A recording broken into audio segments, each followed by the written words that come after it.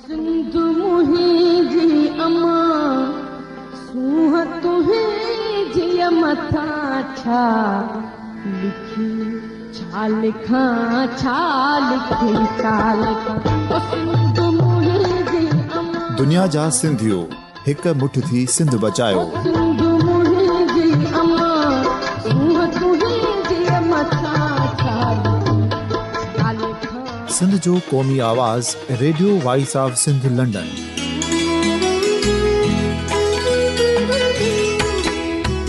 Radio voice of Sindh London पंहिंजी नशरियात में सिंध जी सियासत, समाज, इक़्तिसादियात, तारीख़, क़ौमी उमंगुनि ऐं अख़लाक़ियात मुतलिक़ सिंध जी हक़ीक़ी तर्जुमानी कंदे प्रोग्रामनि खे असराइतो बणाइण लाइ सिंध जे घण घुरनि ऐं धरतीअ सां प्यार कंदड़ अदीबनि, दानिशवरनि, सहाफ़ियुनि, उस्तादनि, वकीलनि ऐं हर तबिके जे मानवारनि सजणनि खे सिंध में शऊरी इनक़लाब लाइ सहकार जो सॾु ॾियूं था। अचो त गॾिजी सूफ़ियुनि ऐं संतनि वारी सिंध जो ओज हिकु मुठ थी वरी वापसि आणण वारे सफ़र जा साथारी बणिजऊं।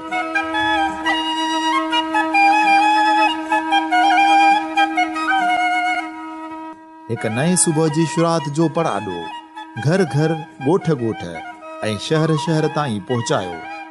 शाल सिंध आबाद ऐं ख़ुशहाल थिए, सिंधी माण्हू सुखियो ऐं सताबो थिए।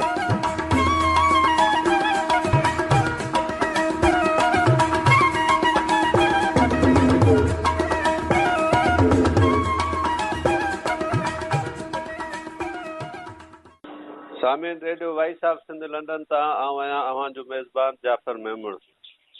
सिंध जे अंदरि सिंधी अदबी संगत जेका सिंध में ऐं ॾखण एशिया में चवनि था त तमामु वॾी मुतहरिक रही आहे ऐं उनजो इल्मी हवाले सां, सियासी हवाले सां ऐं सिंध जे हवाले सां ख़ासि करे तमामु वॾो हिकिड़ो किरदारु रहियो आहे।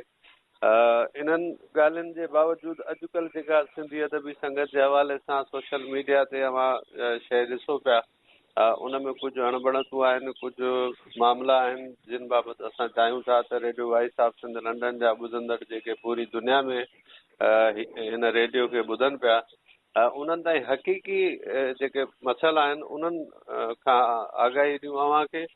हींअर असां सां लाइन ते मौजूदु आहिनि ज़ाहिद राजपर साहिबु। ज़ाहिद साईं, तव्हांखे असां वेलकम कयूं था radio voice of Sindh London ते। अव्हां बाडीअ जो हिसो बि आहियो ऐं हिन वक़्तु जेके इख़्तिलाफ़ थिया आहिनि उन में ॿ धुरियूं ईअं लॻे थो त अलॻि बीठियूं आहिनि। तव्हां पंहिंजो मौक़िफ़ छा बयानु कंदो? महिरबानी जाफ़र साहब, मां असां सुराता आहियूं रेडियो वॉइस ऑफ लंडन जा असांजो मौक़िफ़ ॿुधनि पिया ऐं असां सॼी सिंध समेत सॼी दुनिया जे सिंधियुनि खे इहो ॿुधाइणु चाहियूं था त सिंधी अदबी संगत जेका पंहिंजे शुरू खां वठी फ़िकिरी, तंज़ीमी, तहरीकी ऐं तख़लीक़ी तंज़ीम रही आहे ऐं हुन वटि हिकिड़ो वॾो किरदारु अदा कयो आहे सिंधी ॿोलीअ खे क़ौमी ॿोलीअ दर्जो ॾियारण लाइ। ॿिटिन निज़ाम ख़िलाफ़ु जदोजहद हुजे, वन यूनिट ख़िलाफ़ु जदोजहद हुजे, ज़िया अमृत ख़िलाफ़ु जदोजहद हुजे, पर सिंधी अदीबनि सिंधी अदबी संगत जे प्लेटफॉर्म ते हिकिड़ी ज़बरदस्त मुनज़म जदोजहद कई आहे। ऐं अॼु सूरत इहा आहे त कुझु माण्हुनि जे ज़ाती अनाउनि जे करे ऐं हुननि जूं जेके मफ़ाद आहिनि, गुरोही मफ़ाद आहिनि, ज़ाती मफ़ाद आहिनि, उन मफ़ादनि जे करे सिंधी अदबी संगत लाइ त ॾुखिया ॾींहं अची विया आहिनि। असल में थियो 2017 में जेका इलेक्शन थी उन 2 पैनल हुया, हिकिड़ो धरती दोस्त पैनल, ॿियो सिंध दोस्त पैनल, जंहिंमें सेक्रेटरी जनरल धरती दोस्त पैनल जो कामयाबु थी आयो। बाक़ी उम्मीदवार 5 उम्मीदवार आहिनि, 5 उम्मीदवारनि मां 4 उम्मीदवार सिंध दोस्त पैनल जा ऐं सॼी सिंध में अक्सरियत जेका ज़िले राब्ता सेक्रेटरियुनि जी आहे उहा सिंध दोस्त पैनल जी कामयाबु थी आई। पर थियो हीअं त सेक्रेटरी जनरल जेके असांखे सभिनी उम्मीदवारनि खे जेके असां हुन मुखालिफ़ पैनल जा हुआसीं, थियण त ईअं खपंदो हुओ त हू पंहिंजी दिलि कुशादी करे असां सभिनि खे गॾिजी करे खणी हले विया। पर हुन शुरूआत खां ई हिकिड़े इख़्तिलाफ़ जो बुनियादु विधो। बुनियादु ईअं विधाई त आइन में इहो मौजूदु आहे त 63 तर्जुमान सेक्रेटरी जनरल पंहिंजे सवाब ते रखी सघे थो। पर जॾहिं असां मुखालिफ़ हुआसीं उहिदेदार त थियणो ईअं खपंदो हो त मुतफ़िक़ा तौरु हिकिड़ो उम्मीदवार अचे हा 63 तर्जुमान जो। पर हिन उहो प्रेस तर्जुमान अहिड़े हिकु शख़्स खे कयो जेको इंतिहाई सिंधियत जी संगत में तकरारी रहियो आहे, जंहिंजी ज़बान खां हर को वाक़ुफ़ु आहे त हुनजी ज़बान अदीबाणी घटि ऐं हिकिड़े ॼट जाइल वारी वधीक रही आहे। असां हुन ते इख़्तिलाफ़ न कयो वारियो त तव्हां सभिनी उम्मीदवारनि खे उहिदेदारनि खे गॾु खणी हलो ऐं मुतफ़िक़ा तौर असां सां हिकिड़ो भली उहो तव्हां ई पंहिंजो साबित रखो, पर गैर तकरारी शख़्स खे रखो। हिन उनखे जवाबु ॾिनो, असां 2-3 मीटिंगूं हिन मुसलसिल कयूं, पर उन में हिन कंहिं बि क़िस्म जी अहिड़ी ॻाल्हि न कई जंहिंमें असां उहिदेदारनि खे ई गॾु खणी हलणु चाहींदो हुजे।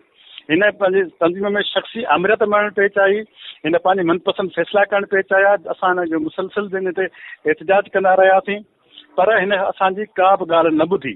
ताज़ो हाणे वरी जॾहिं कारोबारी कमेटी इजलास छॾायो वियो, जिते असां इहा बि बार बार अपील न कई त कारोबारी कमेटी इजलास छॾाए जीअं आइन इदारनि में वेही ऐं असां पंहिंजा मसइला हल करे सघूं, पर हिन उनखे हिकिड़ी पंहिंजी तकरारी रिपोर्ट पेश करे उनखे अहिड़ो मच्छी मार्केट बणाए छॾियो जो का बि उन में का अहिड़ी ॻाल्हि न थी सघी जेका संगत जे मफ़ाद मुताबिक़ हुजे। पर हिन ईअं कयो त हू तकरारी शाखुनि जा मसइला उन खयां ऐं हिकिड़ी तकरारी रिपोर्ट पेश कई, जंहिंजे करे इजलास तमामु हंगामे जे वर चढ़ी वियो।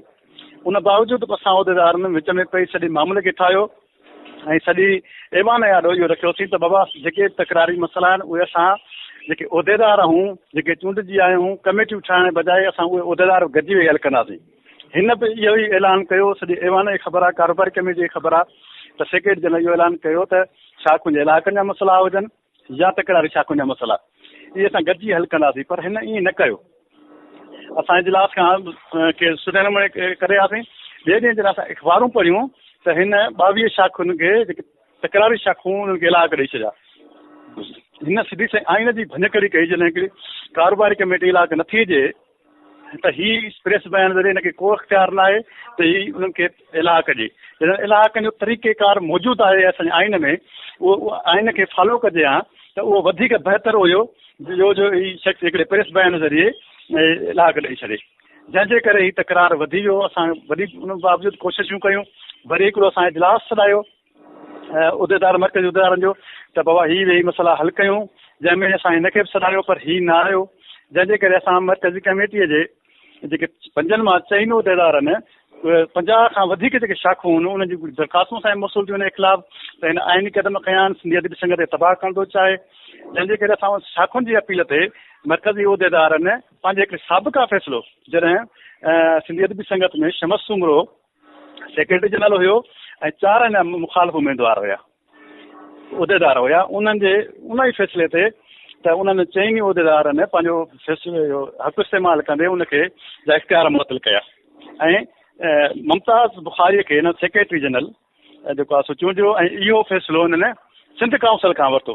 ज़ाहिरी ॻाल्हि आहे त जेको सिंध काउंसिल जो फ़ैसिलो आहे उहो आइन जो हिकिड़ो हिसो थी थो वञे ऐं हिननि कॾहिं बि इहो फ़ैसिलो जेको हिन जो माज़ीअ में थियल हो इहो हुन रद्द न करायो ऐं असां उन ई फ़ैसिले तहत हिन जा इख़्तियार मुअतल कया, छाजे करे हीअ सिंधियत जी संगत में तमामु घणी भञटरा करणु थो चाहे, सिंधियत जी संगत तमामु घणो नुक़सानु करणु थो चाहे, इन करे असां हुन जा इख़्तियार मुअतल करे 4 उहिदेदारनि इहो फ़ैसिलो कयो त इख़्तियार जॉइंट सेक्रेटरी जे हवाले कया वञनि।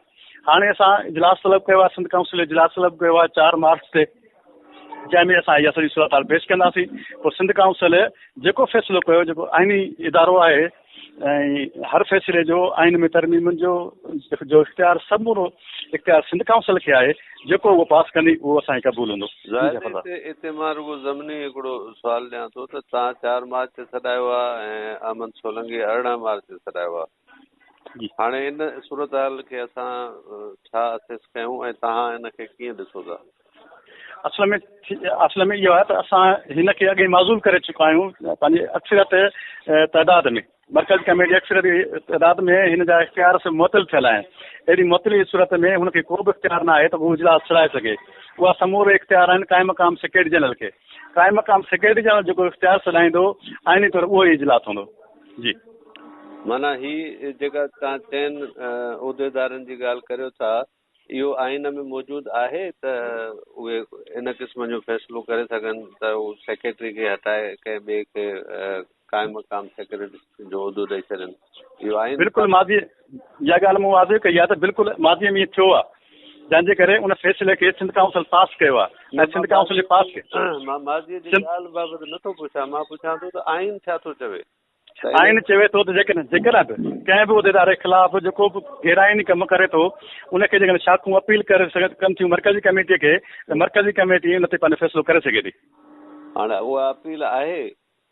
हा बिल्कुलु, उहो असां वटि अपील मौजूदु आहे, उहो असांजो तंज़ीमी रिकॉर्ड आहे, जंहिंजे करे असां उनखे शो न कयो आहे। बाक़ी उहे दरख़्वास्तूं नाला दोस्तनि जा, सेक्रेटरी जा, काउंसिलर जा, जेके सिंध काउंसिल जा मेंबर आहिनि पिणु ऐं ज़िले राब्ता सेक्रेटरी उनजो असां रिकॉर्ड मौजूदु आहे जेको असां सिंध काउंसिल इजलास में पेश कंदासीं। अमन सोलंकी जो बि अॼु जेको स्टेटमेंट मूं पढ़ियो आहे उन में चयो अथई त 50 खां वधीक शाखुनि मूंखे दरख़्वास्त ॾिनी आहे त सिंध काउंसिल घुरायो, तंहिं करे उहा 18 तारीख़ घुरायूं था। उन में तव्हांजे बारे में बि लिखियलु आहे त हिननि जेके भञकड़ी आइनी भञकड़ियूं कयूं आहिनि उन्हनि बाबति गौर वीचार कयो वेंदो। इन तरह जो हिकिड़ो स्टेटमेंट माना यकीनन तव्हां पढ़ियो हूंदो।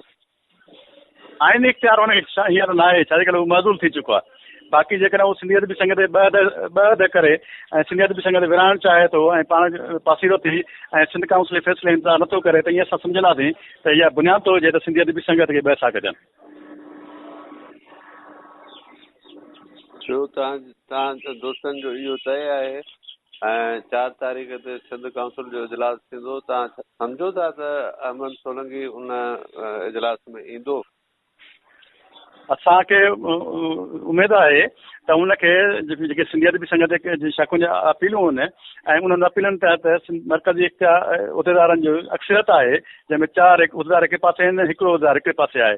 जेकॾहिं हू संगत जे मफ़ाद वसीतर मफ़ाद चाहे थो त उन इजलास में हुनखे ज़रूरु शिरकत करणु घुरिजे ऐं पंहिंजो मौक़ुफ़ ऐं वज़ाहत पेश करणु घुरिजे। ॾिसो न ज़ाहिद, उहिदेदारनि जी ॻाल्हि ॿी थिए थी, मां इन करे बार बार सम्झणु चाहियां थो ऐं ॿिया दोस्त बि सम्झणु चाहींदा त आइन छा थो चवे। आइन में 10 उहिदेदारनि खे एतिरा अख़्तियार आहिनि त हू मैंडेट ॾिनल हिकिड़े शख़्स खे या हिकिड़े अदीब खे मैंडेट मिलियल हो न 131 शाखुनि जो। जाफ़र साहब ॾिसो न, हाणे जाफ़र साहब हिन में हीअ ॻाल्हि थी थिए त असां शाखुनि जी अपील ते कयो आहे, ठीकु आहे। हाणे असां इहो फ़ैसिलो पेश कंदासीं सिंध काउंसिल खे। इहो फ़ैसिलो थींदो सिंध काउंसिल खे, सिंध काउंसिल रद्द करे छॾे। सिंध काउंसिल जी मर्ज़ी आहे त असांजे फ़ैसिले खे रद्द करे छॾे। जेकर सिंध काउंसिल जे फ़ैसिले खे रद्द थी करे त असांखे अॼु गिल्टी, जेकर सिंध काउंसिल असांखे मैंडेट ॾिए थी त असां उन ते सही आहियूं पंहिंजे आइनी फ़ैसिलत ते। हा, छाकाणि त असांखे जेका ख़बर आहे त 131 शाखुनि ते इलेक्टोरल बोर्ड हो जंहिं इलेक्शन कई ऐं उन्हनि पंहिंजा वोट ॾिना। हाणे उनखे 4 माण्हू कहिड़ी रीति हटाए सघंदा? सिर्फ़ु आइनी सम्झ असांखे नथी पए त आइन में छा लिखियलु आहे। बाक़ी दरख़्वास्त असां इहा ॻाल्हि वाज़े कई त इहो आइनी तरीक़ेकार हाणे असां सिंध काउंसिल जे इजलास में पेश कंदासीं त हू असांखे जेको आहे सो असांजी शइ खे मंज़ूर कनि था या रद्द कनि था, इहो इख्तियार सॼो सिंध काउंसिल खे आहे। फ़ैसिलो त सर तव्हां करे छॾियो आहे न।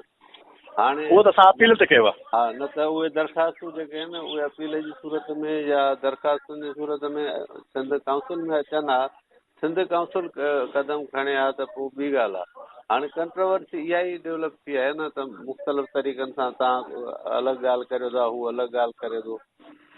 हू चए थो त असां जेका कमेटी ठही असांजी राब्ता कमेटी उन में हेतिरियूं शाखूं मंज़ूर करायूं, हेतिरियूं जेके आहिनि से माइनस करायूं, जेके मुतहरिक असल बुनियादी इख़्तिलाफ़ आहे हिते त हिन गैर क़ानूनी ऐं गैर आइनी तौरु कयूं न पंहिंजो तइदाद वधाइण लाइ। असां सिंधियत बि संगत में चाहियूं था त शाखूं बिल्कुलु काइमु थियणु घुरिजनि, मुतहरिक शाखूं साम्हूं अचनि, पर उहो आइनी तरीक़ेकार जेको असांजो वाज़ियो आहे त ॿिनि इजलासनि में शिरकत खां पोइ कचो इलाइक़ो वठंदियूं, उन खां पोइ तरीक़ेकार आहे त उन्हनि खे मुस्तक़िल पको कयो वेंदो उनखे कारकर्दगी जी बुनियाद ते। त शाखुनि जी कारकर्दगी छा आहे? कारकर्दगी साम्हूं रखण खां पोइ उन्हनि खे पको इलाइक़ो ॾिनो वेंदो आहे ऐं मर्कज़ी कारोबारी कमेटी खे उहो इख्तियार आहे, कंहिं बि शख़्स खे इहो इख्तियार न आहे त प्रेस बैन ज़रिए उहो इलाइक़ो जारी करे। ठीकु आहे ज़ाहिद साईं, तव्हां इन बाबति अञा कुझु चवणु चाहियो था त radio voice of Sindh London जो ही प्लेटफॉर्म हाज़िर आहे। असां हींअर बि ॻाल्हाइणु चाहियो हाज़िर आहियूं ऐं बाद में बि ॻाल्हाइणु चाहियो असां हाज़िर आहियूं। महिरबानी जाफ़र साहब, हींअर आहियूं सफ़र में कंहिं दोस्त ॾे वञिणो आहे ऐं पोइ ज़रूरु वरी इन ते ॻाल्हि ॿोल थींदी ऐं जेको बि हूंदो सिंध जे अवाम जे ॾाढो पेश कंदासीं। ॻाल्हियूं ॿुधियूं, असांजो दोस्त जेको सहाफ़ी बि रहियो आहे ऐं अदबी संगत जे हवाले सां तमामु मुस्तहरिक किरदारु रखंदड़ आहे। संदसि ॻाल्हियूं ॿुधियूं। ही असांजी दुआ आहे त ही जेके अफ़रा तफ़री पकड़िजी वई आहे या जेके ना इतफ़ाक़ी पैदा थी वई आहे कंहिं न कंहिं हवाले सां इन में को सुलझाव अचे। बहरहाल तव्हां ज़ाहिद राजपर जूं नौजवान आहे ऐं इंतिहाई इंटेलिजेंट माण्हू बि आहे, हिन जूं ॻाल्हियूं ॿुधियूं। असांखे उमेदु आहे त असांजे ॿिए धुर जे जेको दोस्त आहे अमन सोलंकी उन सां बि ॻाल्हि थींदी, असां उहे बि उनजा बि वीचार ऐं ॻाल्हियूं अव्हां ताईं ज़रूरु रखंदासीं। आऊं रेडियो वॉइस ऑफ लंडन सां ताज जो ॻाल्हाए रहियो आहियां, हैदराबाद सिंधी अदबी संगत जो सेक्रेटरी। हिन वक़्तु जेको फेसबुक ते ऐं ॿी अख़बारी दुनिया में सिंधी अदबी संगत जो बहरान हले पियो, उहो जेको आहे हथरादू पैदा कयल बहरान आहे। सिंधी अदबी संगत 1947 खां यानी 71 सालनि खां हिकिड़ो गॾियल इदारो आहे जंहिंमें इख़्तिलाफ़ राय थींदा रहंदा आहिनि ऐं इख़्तिलाफ़ राय या कंहिं बि इख़्तिलाफ़ी मसइले ते उनजा मर्कज़ी इदारा आहिनि। हिकिड़ो आहे कारोबारी कमेटी ऐं ॿियो आहे सिंध संगत काउंसिल जो इजलास। जेकॾहिं कंहिं बि उहिदेदार जे ख़िलाफ़ का बि शिकायत आहे, उन ते को बि बेतमादीअ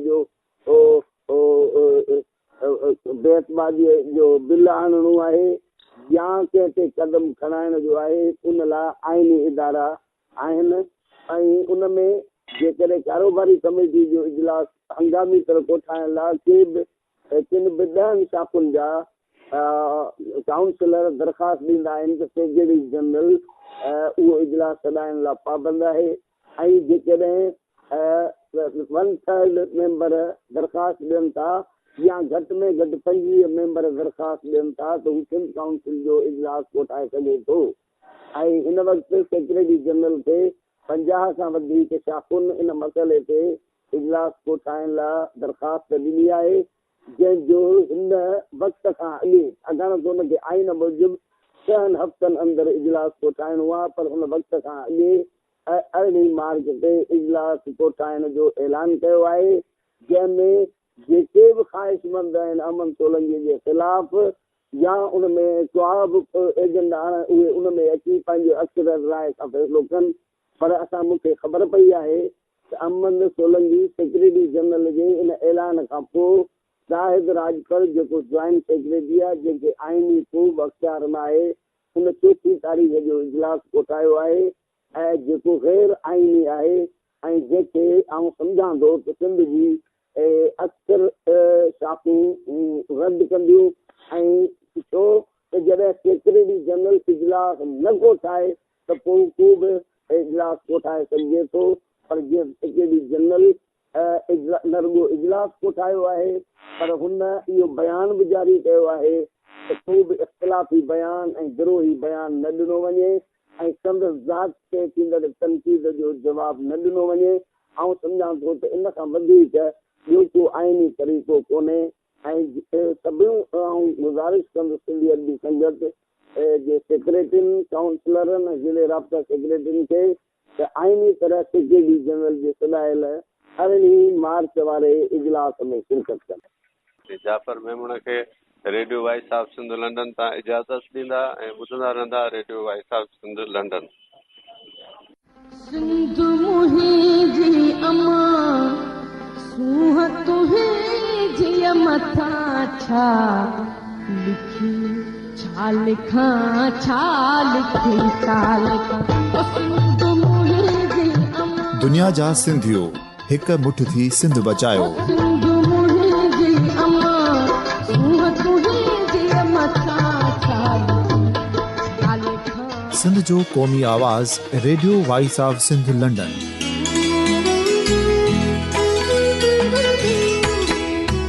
radio voice of Sindh London पंहिंजी नशरियात में सिंध जी सियासत, समाज, इक़्तिसादियात, तारीख़, क़ौमी उमंगुनि ऐं अख़लाक़ियात मुतलिक़ सिंध जी हक़ीक़ी तर्जुमानी कंदे प्रोग्रामनि खे असराइतो बणाइण लाइ सिंध जे घण घुरनि ऐं धरतीअ सां प्यार कंदड़ अदीबनि, दानिश्वरनि, सहाफ़ियुनि, उस्तादनि, वकीलनि ऐं हर तबिके जे मानवारनि सजणनि खे सिंध में शऊरी इनक़लाब लाइ सहकार जो सॾु ॾियूं था।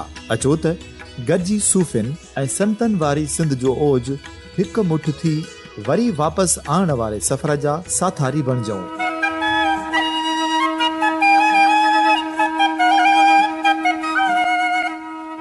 एक नए सुबह जी शुरुआत जो पड़ाडो घर घर ॻोठ ॻोठ ऐं शहर शहर ताईं पहुचायो। शाल सिंध आबाद ऐं ख़ुशहाल थिए, सिंधी माण्हू सुखियो ऐं सताबो थिए।